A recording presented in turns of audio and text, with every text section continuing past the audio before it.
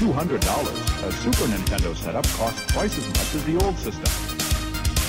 For the money, the company promises better pictures, sound, and adventure.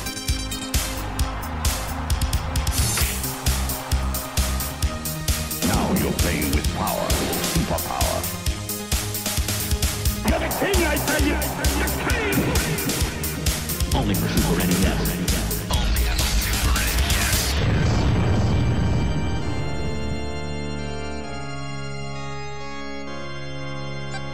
You're listening to the SNES podcast with your host, Soul Blazer. Hello, folks. This is Greg, joined by Joe, as Hello. always.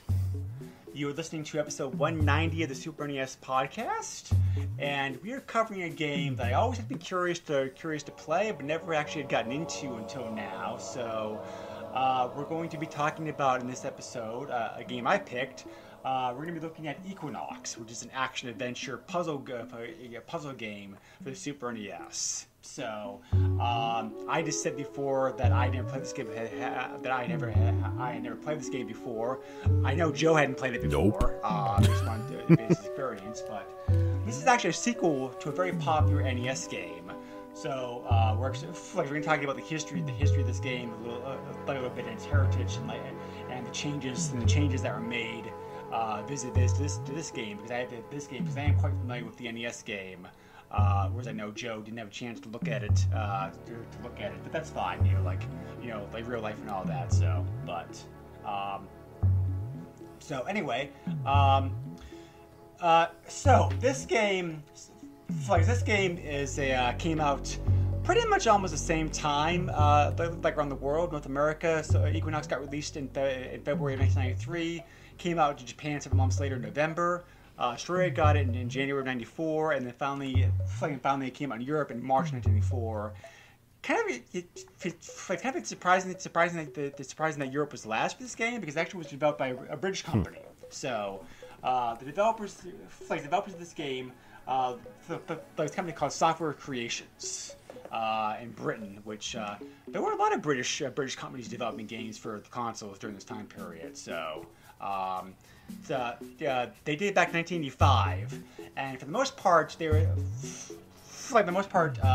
paid the bills in those early days by doing ports of popular games onto popular games like Body Commando, Bubble Bobble onto systems like the Commodore 64, the ZX Spectrum, the Amiga, etc., etc. So, but then they wanted to branch out a little bit. So they decided that. So they looked at the NES and the NES and they're like, well, there's really not too many puzzle games available on the system yet because in the early '90s, that market really hadn't been tapped. Hadn't been tapped that far yet. So they basically put their whole company on the line with making this one game with all their money and assets and whatnot, and they created Solstice, which is the prequel to this game Equinox. As a matter of fact, in Japan this game is known as Solstice 2. So they didn't use for some reason they didn't use the Equinox name in Japan. So Solstice came out for the NES in 1990, and it was one of those really surprise hits that nobody really expected anything out of. The game just came out of left field, and nobody really saw it coming or realized how popular the game was going to be. It was so popular, as a matter of fact, Nintendo, you actually signed a contract with Software Creations, not only to work with them on additional games, but they also Nintendo also got the rights to publish the game. In Europe, it was published in North America by CSG ImageSoft, which was the precursor to Sony ImageSoft, which published, which would go on to publish Equinox. So, back in the days, we've already covered Sony ImageSoft at past podcast. Back in those days, before Sony actually had entered the hardware market, they had their own software company, Sony ImageSoft, to publish games. With a very dubious track record, most of the games they published were only lukewarm at best. But Solstice and Equinox were definitely successes for them as far as that went. So, and the reason Solstice was so popular was because of the fact that it really catered to a group of people who really didn't play video games that much because Solstice was a very heavy puzzle slash adventure game. There wasn't any violence in the game. There were enemies that you had to avoid, but you couldn't attack them. So the whole game consisted like if you were like doing like puzzles and whatnot. And basically the game consisted of you trying to play. Plays the wizard Shadox. Trying to navigate 250 rooms of a fortress to assemble the 6 pieces of a staff to defeat like an evil wizard and rescue a princess. And like I said, because the game was so unique, it really did very well with like people like adults and parents and grandparents, people who traditionally didn't play video games. And even to this day, your stories like about how the story of people how like my mom played this game like nonstop straight for like 2 weeks, or like like my grandmother like really like loved this game. So Solstice really was a very a smashing hit because of that reason, because it was a very like neat game. So and the graphics of this game were also like very unique because it used because the NES, not being the most powerful hardware out there, of course, they set it upon doing isometric viewpoint for the game. So it takes a bit to get used to, but it worked very well as far as like navigating the game and whatnot. And the music of the game was composed by Tim Follin, who also went on to compose the music for Equinox, and he composed a whole bunch of game soundtracks. But he's probably best known for his work on Silver Surfer, like the NES. So, which is a very hard game and has an excellent soundtrack to it, I think. So, anyway. Because this was such a smash hit, of course, a sequel was inevitable. So, they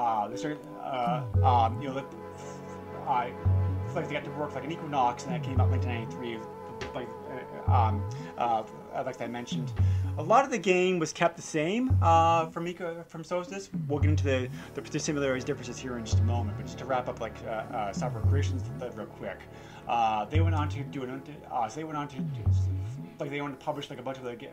They went on to develop a bunch of other games. After that point, a lot of sports games. They also did Spider-Man and Venom, Maximum Carnage and Separation Anxiety for the Genesis Super NES. So, and some other games as well too. They were eventually bought out by Acclaim in 2002, and then when Acclaim closed 2004, they closed along with it too, unfortunately. So, but anyway, I think you've said before that we haven't covered. Oh yeah, we have covered Maximum Carnage already. Like I brought up all that. So, yeah, but Separation Anxiety is the sequel. The sequel, yes. So I don't think we have covered that. We haven't covered that one yet. No, you're right. I remember covering that. Now I talk about it, I remember covering Maximum Carnage, like George back in the day. So, and spoiler: the sequel isn't all that great, so it'll be a while before we cover it. Yeah, that's too bad because that's too bad to hear that because Maximum Carnage was very good. Yeah. So yeah. But, nope, I agree. So anyway, Equinox. At first glance, Equinox is very similar to Solstice. The graphics are basically the same as Solstice. The Solstice, except it's upgraded 16-bit, of course. The game keeps the same isometric viewpoint because again, the Super NES really wasn't powerful enough to be able to handle anything like this. Obviously today, if a game like this was made on a modern system, it would be done like first person. No doubt, it would be done like first person. But there's no way a system like the 90s that could handle that. So they have this. It's kept the isometric viewpoint. The basic idea of the game is still the same. You're still exploring a whole bunch of dungeons, trying to find objects, avoid enemies, that kind of stuff. And the difference is that in this game, however, like I said, is that Equinox. It definitely adds a lot more action and adventure aspects to it that the original game did not have. the action part of this game is totally new because those, like I said, did not have any action at all. It's one of the reasons the game's so popular because you didn't find anybody in that game. You just simply avoid everybody and solve puzzles to get through. In this game, you're solving puzzles, but you are having to fight enemies as well too, and you pick up various weapons and spells as you go through the game to help you with that object. There's also bosses in this game, which again the first game did not have, and as you beat bosses, you also gain power. You have hit points, and you also have magic points. If you take a hit, you have to start that. If you take a hit, you lose a point of health, and you have to restart the game, and you have to restart the room over again, which can be very frustrating sometimes, unfortunately. But and then also magic is also used to do your various spells and whatnot, which you also need for certain objectives. Also new to this game, whereas Hostess took place entirely within one dungeon, this game has 8 dungeons to explore. So there's a whopping 458 rooms in this game. So it's definitely a much bigger game than Solstice was. And there's like a map, and there's like a mode 7 map you can use that you can use to navigate around the map, and you can also save at any point by going back up to the surface. You get the chance to save automatically, though. The original game didn't have a save or a password or anything like that, so because of how much bigger this game is, Equinox definitely has a save feature, which thank God for that. So, your objective, like each of the dungeons are pretty much the same. You're looking for 12 pieces of a blue orb, and once you find all 12 pieces, that unlocks the way to the boss. And once you beat the boss, then you can move on to the next dungeon, and whatnot. So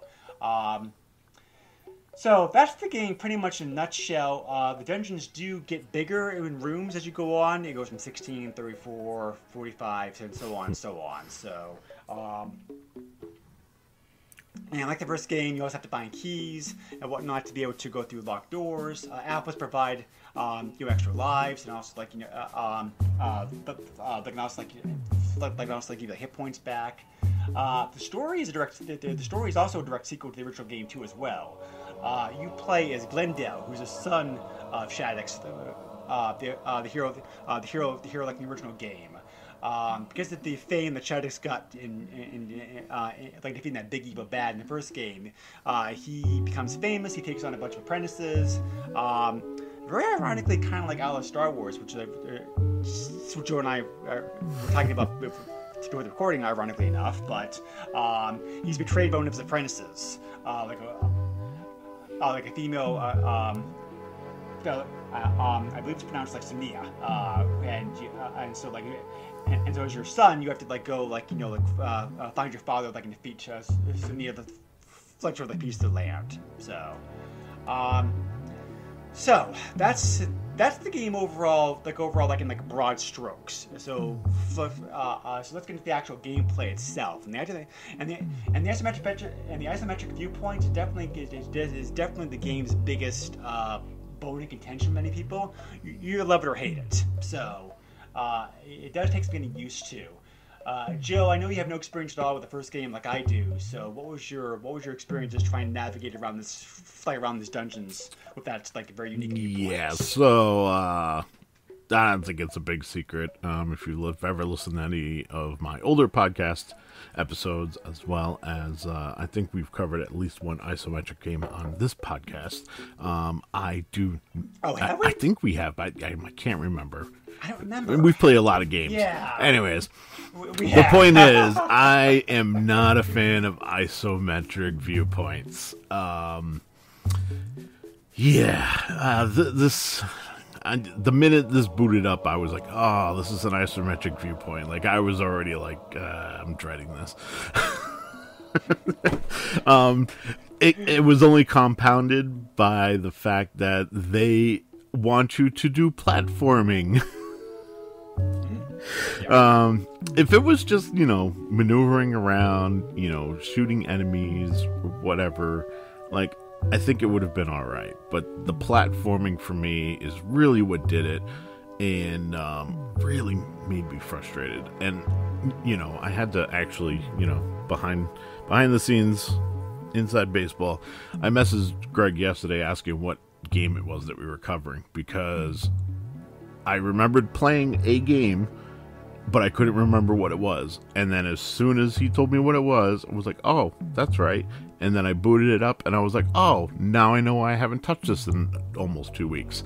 Because I started playing, and I was like, oh, I do not like this, and I just shut it off. Some of the puzzling stuff is really fun. Like, you have to push, like, rocks and stuff to be able to make bridges to get across and do stuff. But it's like when they ask you to make almost leaps of faith, where it's like diagonal blocks, and you got to get that just right. If you don't, you're going to fall. You're going to fall into some spikes because the game's awesome like that. It wants to punish you for taking that leap of faith. And I mean, I'm sure we'll talk about the spells and everything else, but like some of the things they did in this game just made me scratch my head. Like, it's cool that you can save on the overworld, and that makes sense for, like, typical RPG people. We know, like, if we're on the overworld, we can save. But, like, it's a spell. You get a spell called save, and it allows you to save inside the dungeons. Cool, right? Sounds fantastic until you realize that it is the 6th spell that you get out of the 8 dungeons that you have to go through. It is almost as useless as Unlock, which is the last ability you get, which unlocks all the doors in the dungeon. By the time you get it, there are, I think, 3 doors that it actually works with that you can go through before you have to fight Sinisa. Like, it baffled my mind that you would have these abilities so late in the game. Yeah. You know what I mean? Like, no, I agree with you. Yeah. So, Flex, two thoughts about that. One, I didn't find anything to state in this when I was doing research on the game, but I strongly believe that perhaps the spells were designed originally to be given to you earlier in the game, and then during playtesting, they shuffled it around. For one reason or another, perhaps add like more challenge. We'll get to like in a moment. But for second thing, this game's not alone in giving you like an ability kind of too late. Right. Just use one example. Did you ever play Strider? I did. Yep. Like the NES. They give you the warp ability in that game, like way at the end of the game when you don't have to warp back the ship anymore. So it's like, what's the point? Right. So I was reminded very much like about that also with this. So I'm guessing that's what it is. I mean, like I hear you. Like I definitely hear you. Like on the isometric graphics, it's like you understand what I said before. Why we do it that way, right? Because it's like there's no way the hardware could handle 3D of anything. So it's like, and also this game's a sequel. They're trying to get the game true to the spirit of the sequel in Solstice, and Solstice was also like an isometric game. So the problem is that there's the puzzles of this game like more difficult. Overall than Solstice was. And Solstice is not an easy game either, by the way. I never did beat Solstice as a kid, spoiler alert, but because Solstice I just found it like too challenging. They ramped Equinox up to make it even more difficult of a game. So the puzzles in this game are even more of a challenge for you. So you have that going for you. 2, Solstice didn't require you to do any action parts. Right. In this game, you're fighting enemies, especially a lot of enemies who look like they're escaped convicts from like Pac-Man or Zelda games, because but it's like trying to navigate around and solve puzzles while also trying to avoid and or dodge enemies is a whole different level of challenge and frustration. The one thing I did like though is that no matter what weapon you have, it's a projectile. Like, I love that the 4 weapons that you can get are knives, axes, swords, and a mace, and they're all projectiles. Like that's like, I would love to see this kid hurling a mace at an enemy. That's one of the few things that like made me kind of chuckle. That's for sure. Yeah. Yes, 8 weapons in this game that like daggers, swords, axes, twin daggers, which throw up like 4. The twin daggers, because they throw up like forward and backwards, very nice. Twin swords, scimitars, maces, and I'm forgetting something. I can't remember like what I'm missing. But oh well. But anyway, and you can also change. You can also change between weapons too, if you want to, because which can be advantageous in certain areas as well too. So, also for beating bosses, you also get strings for a harp, and if you get like 5 strings for the harp, you're also able to use it to play. It basically is the transport. That is the teleport spell that Joe was talking about. Once you get that, you're able to teleport the overworld. So, so I didn't mind the isometric viewpoint as much as you did, Joe. I do agree it's challenging. I do agree it's frustrating. And I think right here, this is going to be the bone of contention, like I said, for many people, whether or not they're going to like be able to play this game or not. Because like some people love this. Some people like are able to figure it out without it, or figure out navigate around like without a problem. Other games, I think it's hard for us in 2022 to come back to a game that's 30 years old, almost, and be like trying to figure out and trying to remember how games this time period work sometimes. So I kind of think we may have had easier time with it had we played it like back in the day, like it first came out. That said, there were not too many isometric console games anyway during this time period to begin with. So the game was unique. Right. But I remember. Is it called Pac-Man World? The Pac-Man Maze game also was isometric viewpoint as well too. So yes, I think it was Pac-Man World. Yeah, that's the only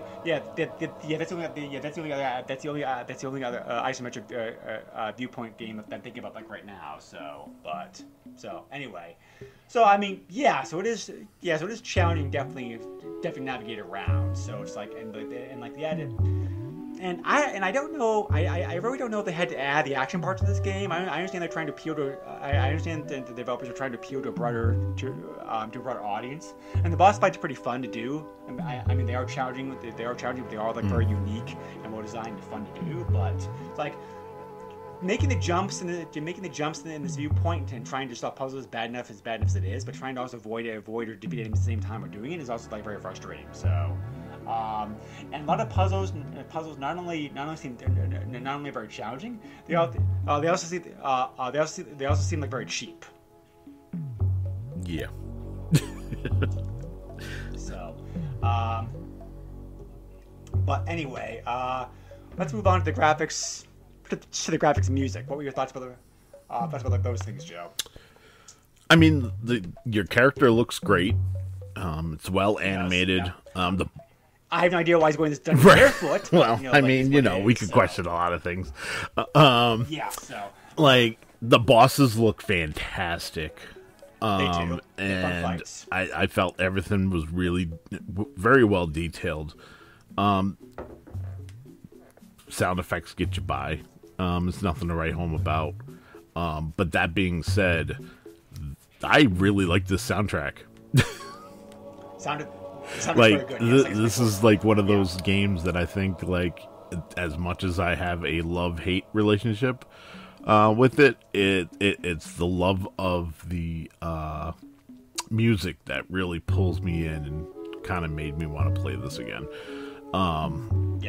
So, and I'll full disclosure, I use the cheat code to be able to get infinite magic and lives. Yes. But we will mention that toward the end. But I did finish it, and it was a fun romp for what it was, and the music was a big part of getting me through it, because, like I said, I'm not a fan of isometric views at all, in all actuality. And by the way, it's Pac-Mania. That's the one.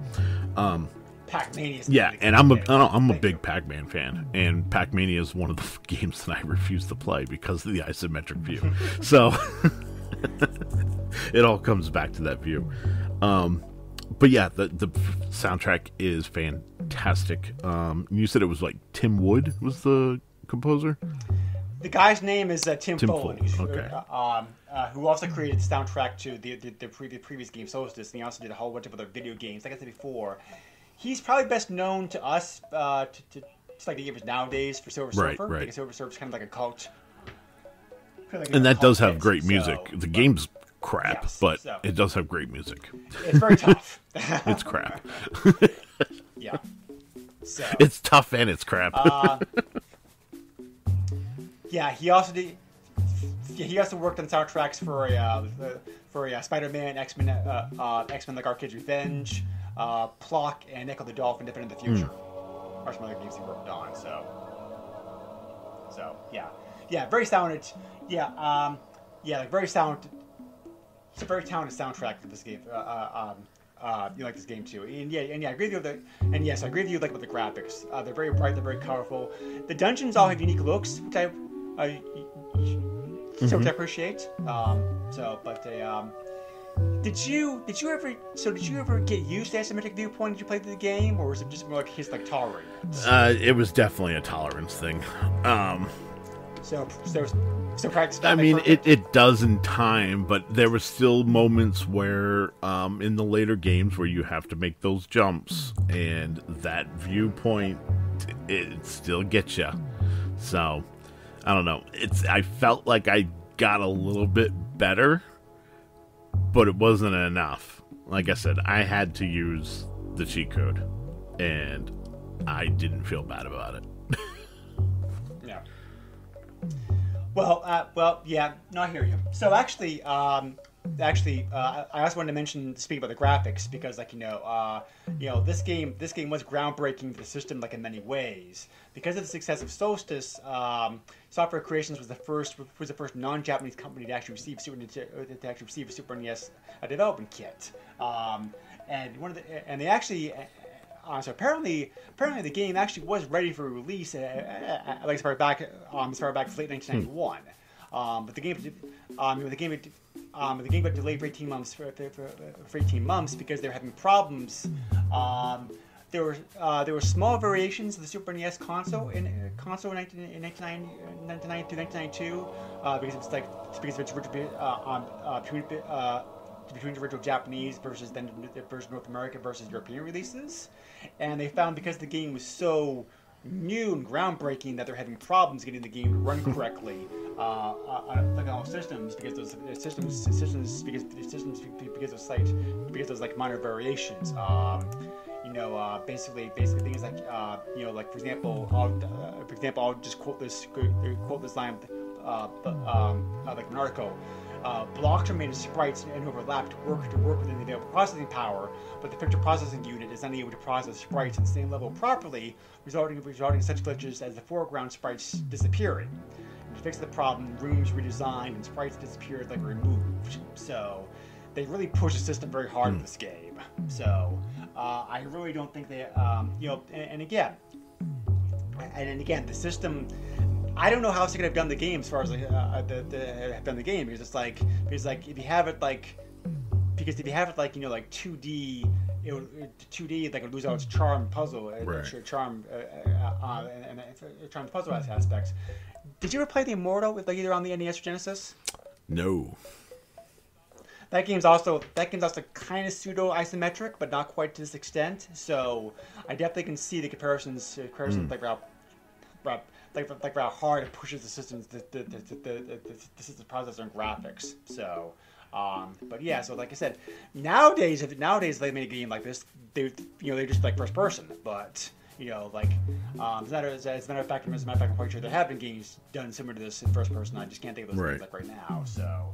But anyway, yeah. So it's like, yeah, the isometric viewpoint is definitely like a bone of contention like many people. So you're not alone in feeling that way. So. I think it adds to the game's charm because they do have nostalgia to Solstice, the original NES game, which is also isometric. But I definitely understand where you're coming from as far as the actual like challenging upon trying to trying to navigate it. Yeah. So, but anyway. Replay value is going to be limited, mostly because of the fact that this is a fairly linear game. You have to go through this. You have to go through the dungeons like a certain order. So, but yeah, the game is very huge. It is very huge and very challenging. So I definitely could see it taking somebody a long time to play this game going through originally. So, most walkthroughs online on YouTube, if the person knows what they're doing, think the game like 7 to 8 hours basically is like the average time. I did see a speed run of this game for 2.5 hours, which is like very impressive. That is. So, I think we've covered most of the aspects of the aspects of this game. So you mentioned, we can talk about the puzzles a little bit, I guess. You mentioned you found most of the puzzles, many puzzles like to be like challenging. Was puzzle difficulty more for you, Joe, because of the challenges trying to deal with the graphics, or more because of the actual puzzle itself like being tough? Yeah, I think it was more or less like some of it is the puzzle, but more of it was like me gripping with the isometric view and having to deal with that. So, well, yeah. So, I think we pretty much. Yeah, so I think we pretty much have covered most of the major aspects, the major aspects like of this game here at this point. Was there anything that you want to say about the game, Joe, to add on to, or maybe something that we overlooked? No, I mean, so obviously, we have varied opinions on this.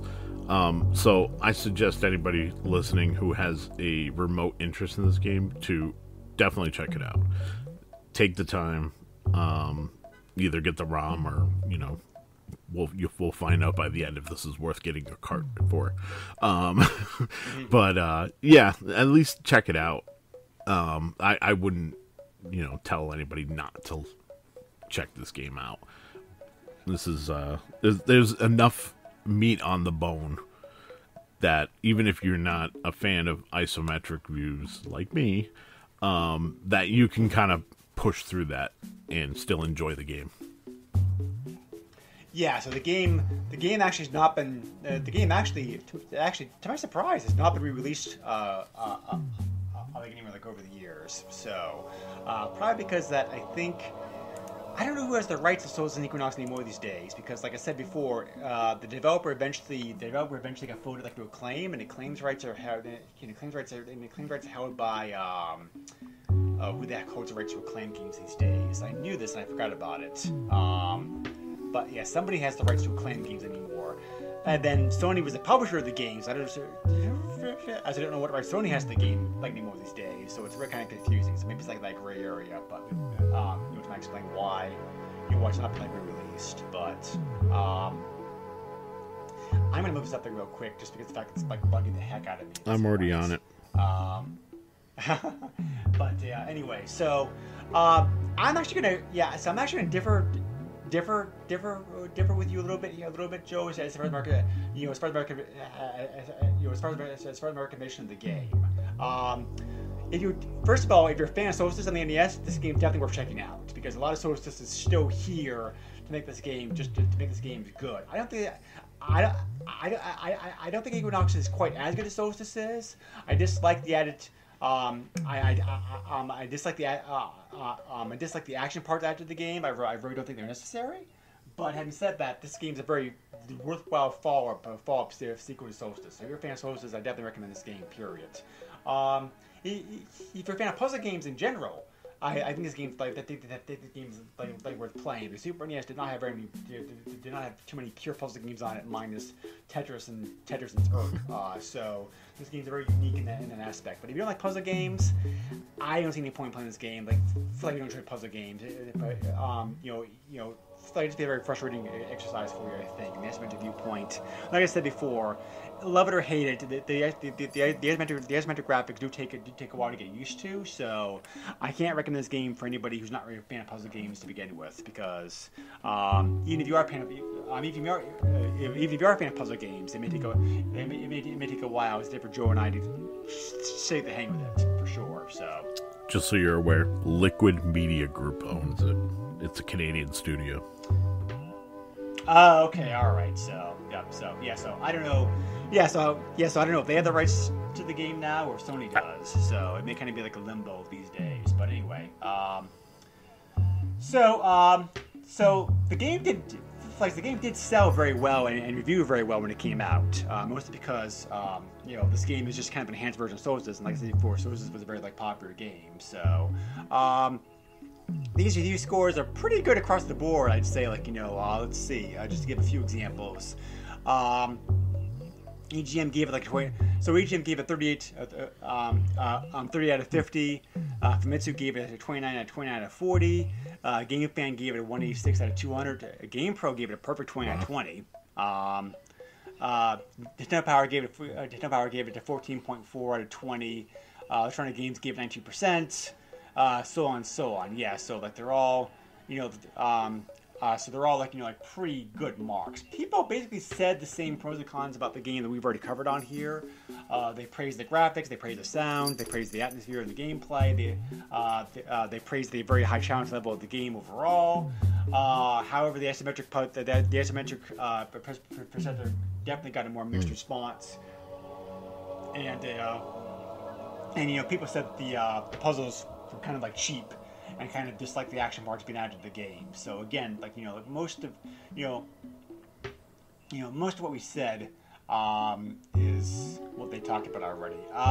The D-pad was also kind of faulted for being a detriment to the game. And I'm like, maybe it's like, I don't know if this game might be easier to play with joystick like versus the D-pad. So it's possible. I used an original controller for this game. I'm not sure if you did also. I did. But yeah, so. But yeah, so. But anyway, so yeah, so the game sold very well. As I mentioned before, because of that,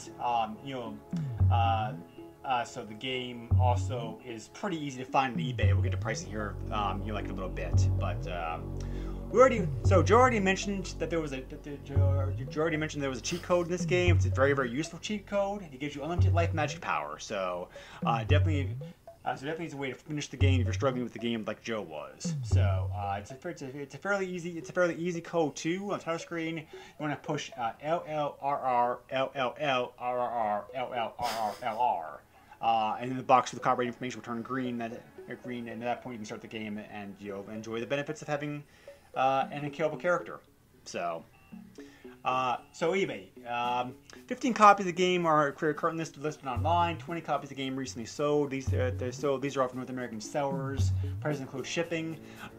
It's a fairly pricey game, only because of the fact that I think that it is kind of like a popular game, and therefore kind of holds its value pretty well. Cart only sold anywhere from $27 to $53. CIB copy sold for $70 to $86. So, I mean, Super NES games in general are kind of you're kind of in a bubble like right now anyway. So I think the price is fair. Yeah. So, what do you think, Joe?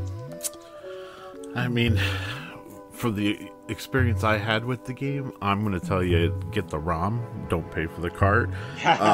But again, if this is up your alley and this is kind of your thing and you're on Greg's side, maybe, $27 for the cart isn't that bad. I mean, when you look at Super Nintendo games in general, $27 for a cart isn't that bad. So, I mean... Yeah. The price is still pretty high across the board anyway to begin with. So right. So if you're going to have fun with this type of game, then absolutely, it's worth the money. Yeah. So, but anyway, so this was fun to check out finally after all these years. Because I'm not the biggest puzzle game fan, but there are puzzle games I enjoy, and I really did like So NES, even though I struggle with it mightily. So I'm always curious to check this game out, and I'm glad I had an excuse to finally do so like the podcast. So it's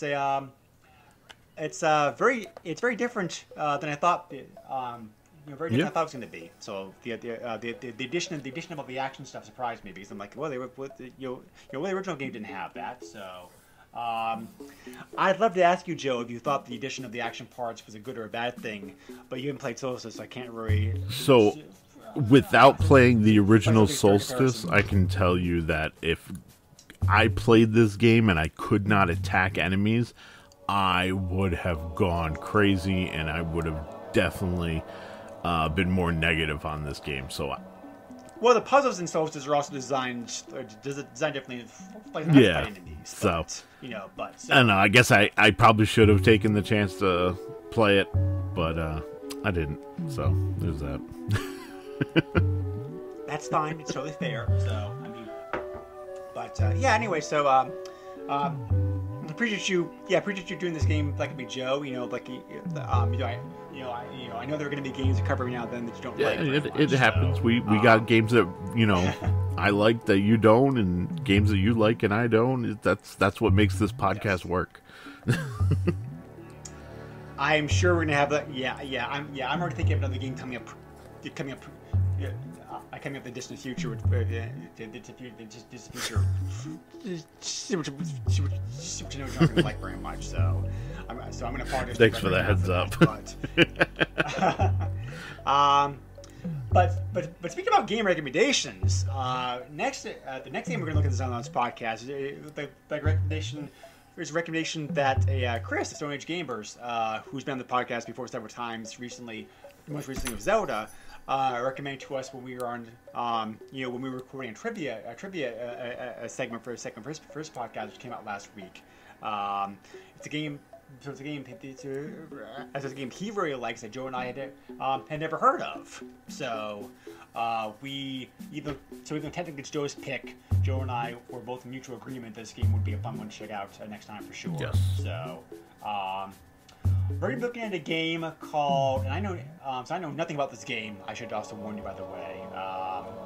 We're looking at a game called Twisted Tales of Spike McFang. So, did you look this game up, Joe, since then? Not only have I looked it up, but I also started playing it. So. Oh, so what kind of game is it? It is an action RPG.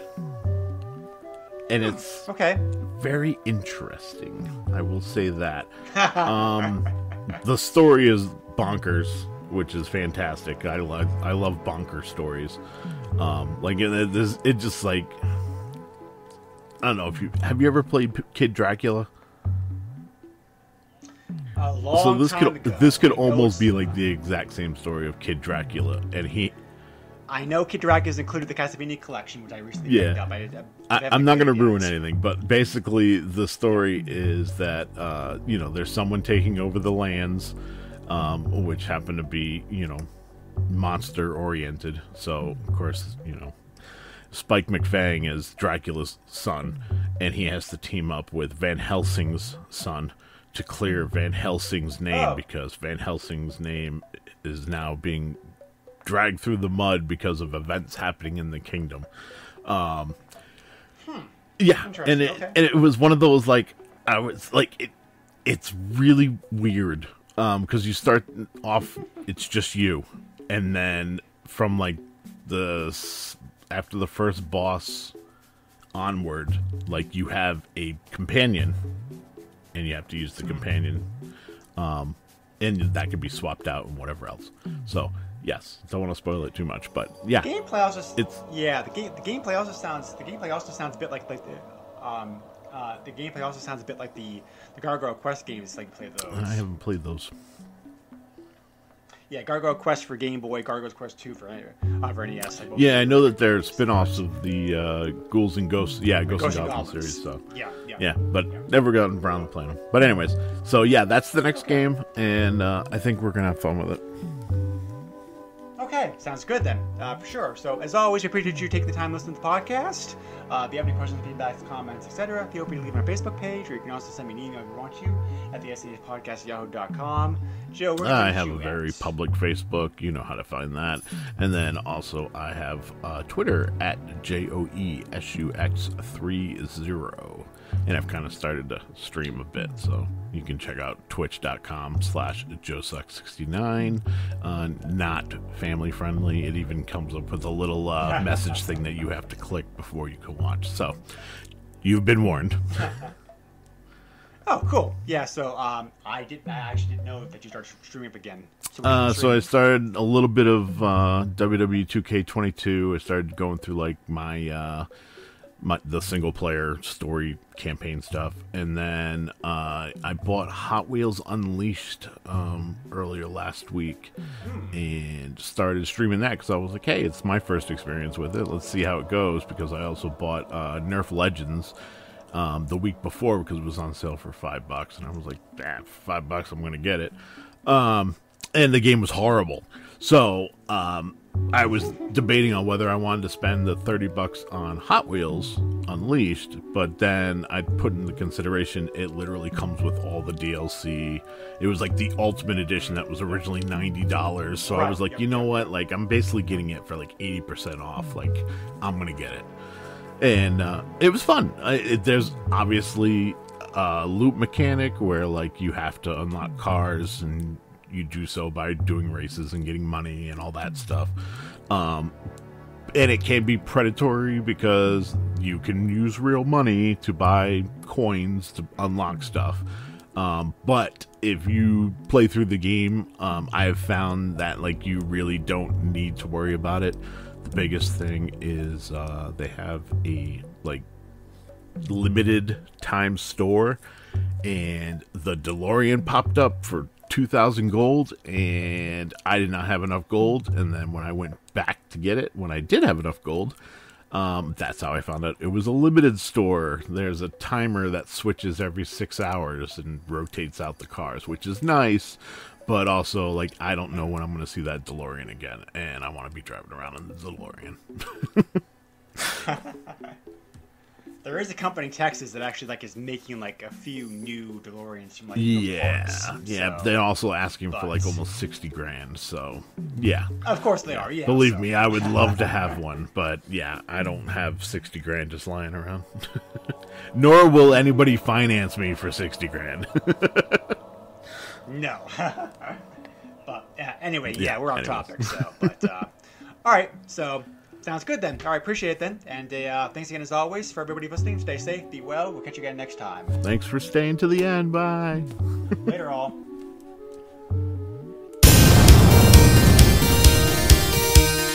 Nintendo controls 80% of the video market. But no matter how you play the game, or which game you play, things definitely have come a long way since Pac-Man. Now you're playing with power. Deep